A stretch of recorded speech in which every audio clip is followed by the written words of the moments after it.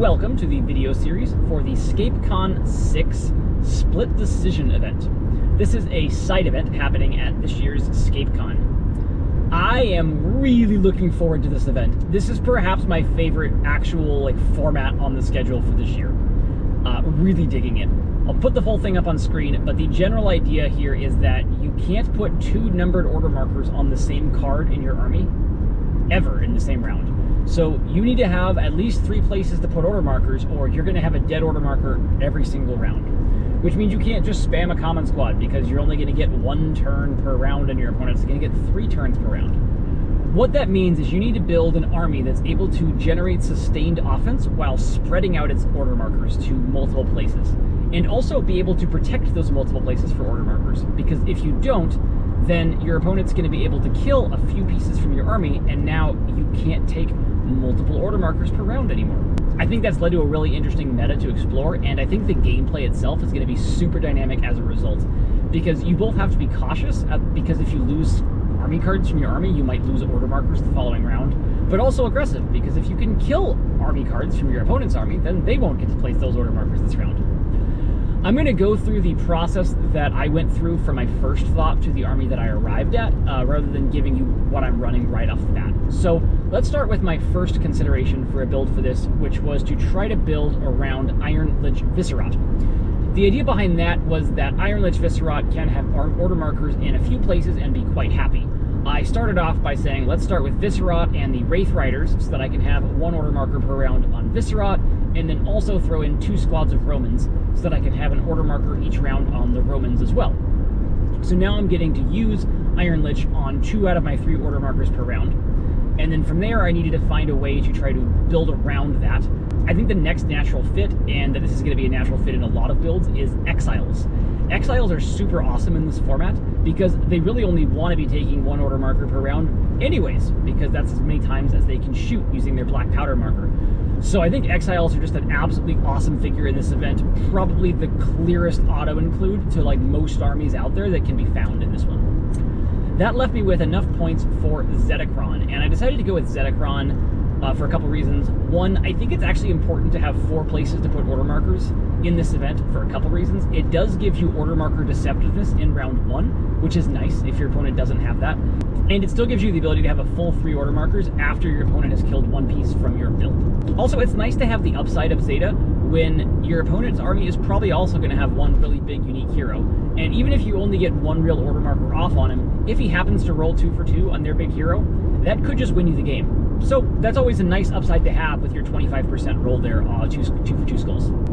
I played several practice games with this build, and what I found was that Lich and the Exiles and Zeticron were all pretty good. I did a lot of round 1 order marker 3 into round 2 order marker 1 on Zeticron, trying to get sort of back-to-back shots off at something important before they were able to kill the Zeticron order marker.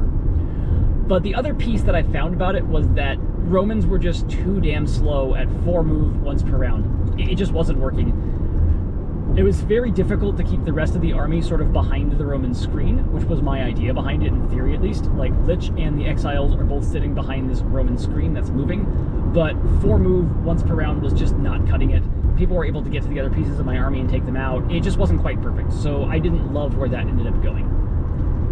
The next sort of transition that I had was someone else had asked me about building a Nilfheim build for this event, and they had given me an idea that I thought wasn't quite fully fleshed out, but I did like the idea of running Nilfheim, because Nilfheim has a lot of different places where you can put order markers and still take the Nilfheim turn. The most obvious place is Nilfheim himself. The second would be Greenscales. I think Greenscales are a must. And then you also have this new bonding squad called the Scions. Now, the Scions are normally not going to be very strong, and this isn't Delta, so you're still paying 75 points for them, which pained me a little bit, even just to say out loud. However, I do think that it's worth it to get 1 more Nilfheim turn per round. The first build that had been presented to me with Nilfheim in it was 3 Greenscales with Nilfheim and then a squad of Scions. But I think 3 Greenies is just way too many when you can only put 1 order marker on them per round. So the build that I helped this person workshop was then Nilfheim with just 2 squads of Greenscale warriors, 1 squad of Scions, and then that left you enough points to throw in the Exiles, which, again, I think basically all armies should be trying to find a way to fit Exiles in this format. And that fit the point total pretty perfectly, and I think that is the best Nilfheim build that you could run in this event. I also think it's a very strong overall build in this event.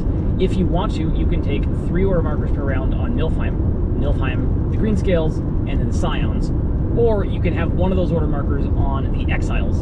And because you have these 4 real places to put order markers, you actually do have a lot of deception. Like, when are the exiles coming out? If they haven't been used on order marker 1 or order marker 2, now it's not 100% guaranteed that they'll be used on order marker 3. Order marker 3 might just be on Nilfheim instead.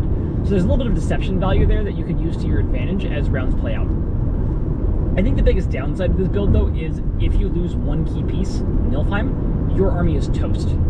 Green scales and scions without Nilfheim are totally useless, so that's going to be a problem. You have to play Nilfheim somewhat conservatively, which is also kind of hard because he's also the core offense to the army. However, it is a lot of potential offense on a very strong build. So while it does have that vulnerability, I also think it's just a very key piece of this meta overall. And now we get to the army that I'm actually going to run. And I cannot take credit for fully designing this one. I got the concept from OG Blaha and decided to run with it with his blessing. The army is based around a good figure at killing Nilfheim, and that is Adalbern. Once we have Adalbern, we want to fill out the army in a way that lets us take a lot of turns with Adalbern. One piece of that is Death Chasers X2. I think 2x of the core bonding squad, whether that was 2 Romans or 2 Green Scales or 2 Death Chasers, is the right quantity for this event, where you have enough that you're not going to risk losing the order markers on them super fast, but you also don't have so many on them that you're going to be stuck with these useless extra figures towards the end of the game when you can only take 1 turn per round with them. The next easy piece to add in here is the Frostclaw Paladins. Frostclaws are pretty good at holding high ground when they're just sitting there, so they're okay not having all of the order markers on them, and they bond with Adalbern, so that's great. Now we've achieved the same thing that the Nilfheim build can achieve, where we could have 3 order markers on Adalbern if we want to, and as it happens, we have basically the same amount of points left over, and we get to put in exiles. And as I've already said, exiles are god in this format. I really like this army. You also then have enough points left over for Marku, which sometimes isn't going to matter a ton, but sometimes is going to be quite big. In round 1, you have some really nice flexibility where you can either move the Death Chasers themselves with a real order marker, or you can have Marku take a key glyph. And while Marku taking a glyph early usually isn't the best use of Marku because it's much easier for your opponent to kill him, when they have to split their order markers, it can take them a lot longer to actually kill Marku on an important glyph like Dagmar or Rannick or something along those sorts if your opponent's particularly vulnerable to one of those glyphs. So for round 1, the order marker distribution is going to be an order marker on Death Chasers, an order marker on Frostclaws, an order marker on Exiles, and an order marker on Marku. The Exiles are pretty much always going to have a real order marker. You really want to develop them so they can start shooting by the order marker they take in round 2. You're always going to have a real order marker on Frostclaws, and then your flex order marker is either on Marku or on the Death Chasers. The nice thing if you do decide to move Marku is that the Death Chasers will have already battle rushed, so they're already pretty developed, and their battle rush is a move of 5, the Frostclaws are moving 6, and the Exiles are moving 5, so even if you don't take an order marker on them, your whole army has basically developed in the same amount forward, which is quite nice. Next, let's talk about the interplay of that with the Nilfheim build. One of the things that Adalbern is great at is opening a hole to where your other pieces can get into that hole and attack something crucial. For example, a green scale next to Nilfheim. Because Adalbern gets the auto kill with Chomp, you're able to be 100% sure that a key spot gets opened up, and you can then put another figure in there. Maybe that's a Death Chaser, or maybe that's a Frostclaw to engage Nilfheim. Engaging Nilfheim with Frostclaws is especially good if it's an unwounded Frostclaw, because if that's the only figure Nilf is engaged with, he then either has to take an LEA or hope that his first 4v4 on that Frostclaw goes through for 2 full wounds, or he loses the rest of the special attack. Usually that means Nilfheim is just going to take the leaving engagement attack. However, with only 1 order marker on green scales per round, it's much harder for them to then reform the screen around Nilfheim with wherever he goes to after taking the LEA. Also, Frostclaws are just tanks, and Death Chasers are missiles. So I think this is a very, very potent overall army. A key bit of this event is going to be, can you get max value out of your Exiles? You want to be taking ranged shots with them via the black powder in rounds 2, 3, and 4. And that requires being fairly cautious with them, because you want to make sure you have enough of them left around to where that order marker in round 4 is still a threat. I think a lot of games in this event are going to go basically 4 or 5 rounds, because it's going to take a little bit longer for armies to actually start clashing, but once they do, one of the armies is going to fall apart quite quickly. And if they do, they then have so few order markers the next round that the opponent should be able to finish the game quite quickly on top of that vulnerability. So that is the army I'm running. I think Adalbern is an absolute masterpiece for this event. His 8 life is also going to help him survive for a really long time, which is an important component when you're building your army for something like this around a key hero, because if that key hero does go down early, your army does get a lot weaker. I do think the Adalbern build is substantially less vulnerable to that, though, than the Nilfheim build is, because if they focus all their power on Adalbern and kill him, you still have Frostclaws, which have attacks of 3, Death Chasers, which have attacks of 4, and Exiles, which have attacks of 3, and potentially range to get heighted shots off still. So I think this army is a lot harder for the opponent to cripple quickly than the Nilfheim build is, and also a little bit less map dependent.